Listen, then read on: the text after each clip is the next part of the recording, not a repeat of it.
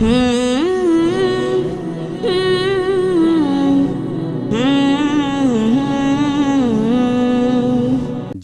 টাকা গ্রহণ করতে পারবে না যারা সেই ৮ ক্যাটাগরির মধ্যে পড়ে না, যাদের ব্যাপারে বলা হয়েছে পবিত্র কোরআনের সূরা তাওবা অধ্যায় নম্বর ৯ আয়াত নম্বর ৬০। এই মানুষগুলো জাকাত গ্রহণ করতে পারে না, এটাই সাধারণ নিয়ম।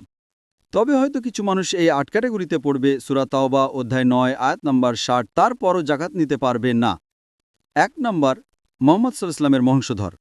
আমাদের প্রিয় নবী মুহাম্মদ সাল্লাল্লাহু আলাইহি ওয়াসাল্লাম বলেছেন, এটা আছে সহিহ বুখারীতে খণ্ড নম্বর ৩ হাদিস নম্বর 2055।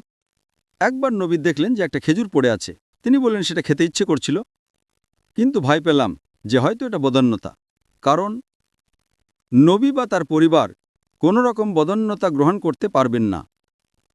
কারণ একটা হাদিস আছে সহিহ বুখারীতে খণ্ড নম্বর ২ বুক অব জাকাত হাদিস নম্বর 1491। একবার হাসান ইবনে হাই রাদিয়াল্লাহু আনহু একটা খেজুর খেয়েছিলেন, যেটা ছিল কোনো একটা জাকাতের অংশ। নবী তখন বললেন, ওটা মুখ থেকে বের করে ফেলে দাও। কারণ নবীর পরিবারের কেউ কখনো জাকাতের কোনো কিছু খেতে পারবে না। এখানে কারণটা হচ্ছে যে লোকজন যেন অভিযোগ না করতে পারে যে নবী তো জাকাত নিয়েছেন, জাকাত দেয়া মুসলিমদের জন্য আবশ্যক, নবী সেখান থেকে নিচ্ছেন। তাহলে এটা আল্লাহ সুবহানাহু ওয়া তাআলার রহমত, এটা আল্লাহ সুবহানাহু ওয়া তাআলার জ্ঞান। তিনি নিশ্চিত করেছেন যাতে মানুষজন অভিযোগ না করতে পারে। আমার মতে এটা একটা কারণ। আর দ্বিতীয় ক্যাটাগরি, এই ৮ ক্যাটাগরিতে যারা পড়বে তারপরও জাকাত নেবে না, সে যদি হয় অমুসলিম, যদি অবিশ্বাসী হয়।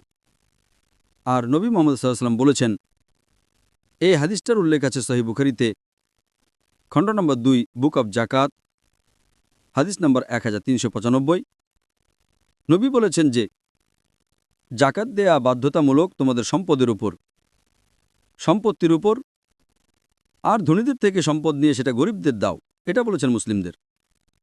তার মানে হচ্ছে অমুসলিমদের এখান থেকে বাদ দেওয়া হয়েছে। এমনকি ধনী লোকও বাদ পড়েছে। ধনী লোকেরা সাধারণ অবস্থায় তারা জাকাত গ্রহণ করতে পারবে না।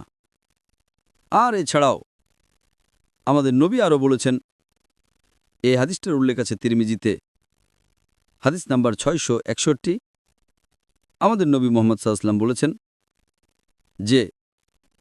যে মানুষটা হচ্ছে ধনী এবং সুস্থ স্বাভাবিক, তাকে জাকাত দিতে হবে না। তার মানে একজন ধনী লোক যে কাজ করার সামর্থ্য রাখে তাকে জাকাত দেওয়ার কোনো প্রয়োজন নেই, যদি না সে কাজ করে যে বেতন পায় সেটা তার চাহিদা পূরণের জন্য যথেষ্ট হয়, তখন তাকে জাকাতের টাকা দিতে পারেন। কিন্তু একজন সুস্থ স্বাভাবিক যদি কোনো রকম কাজ না করে জাকাতের টাকার জন্য আবেদন করে, নবী এটার অনুমতি দেননি। আর শেষ ক্যাটাগরি, এমন লোককে জাকাত দেবেন না যে কারো ওপর নির্ভরশীল। হয়তো সে এই ৮ ক্যাটাগরিতে পড়বে, হয়তো সে গরিব অথবা মাসাকিন, অথবা হয়তো দেনাই পড়েছে, তবে যে অন্যের উপর নির্ভরশীল। যেমন ধরেন একজন লোক তার স্ত্রীকে জাকাত দিতে পারবে না, স্ত্রী তার উপর নির্ভরশীল। জাকাত দিতে পারবে না তার ছেলে বা মেয়েকে, কারণ ছেলে মেয়ে তাদের বাবা মার উপর নির্ভরশীল। একইভাবে ছেলে তার বাবাকে জাকাত দিতে পারবে না, কারণ ছেলে তাদের উপর নির্ভরশীল। এই হচ্ছে ৫ ক্যাটাগরি যাদেরকে জাকাত দেয়া যাবে না, যদিও তারা ৮ ক্যাটাগরি হতে পারে। যারা জাকাত নেবে এটা আছে সূরা তাওবা অধ্যায় ৯ আয়াত নম্বর ৬০। আবার পরিবারের এমন সদস্যকে জাকাত দেয়া যাবে যে নির্ভরশীল নয়, এটার অনুমতি আছে। এরকম একটা হাদিস আছে সহিহ বুখারীতে খণ্ড নম্বর ২ বুক অব জাকাত হাদিস নম্বর 1462। একবার নবী মুহাম্মদ সাল্লাল্লাহু আলাইহি ওয়াসাল্লাম খুতবা দিচ্ছিলেন ঈদের নামাজের পরে, ঈদুল ফিতর বা ঈদুল আজহার পরে। খুতবার সময় তিনি লোকজনকে বললেন যে দান করো, সদাকা দাও, জাকাত দাও। তারপর তিনি মহিলাদের উদ্দেশ্যে বললেন, দান করো, জাকাত দাও। তিনি বাসায় আসলেন। সে সময় একজন মহিলা, যার নাম জয়নাব রাদিয়াল্লাহু আনহা, তিনি নবীর বাসায় এসে তাকে জিজ্ঞেস করলেন, আমি কি আসতে পারি? তুমি কে? তিনি বললেন, আমি জয়নাব। কোন জয়নাব? আমার স্বামীর নাম ইবনে মাসুদ রাদিয়াল্লাহু আনহু। নবী বললেন, হ্যাঁ, ভেতরে আসতে পারো।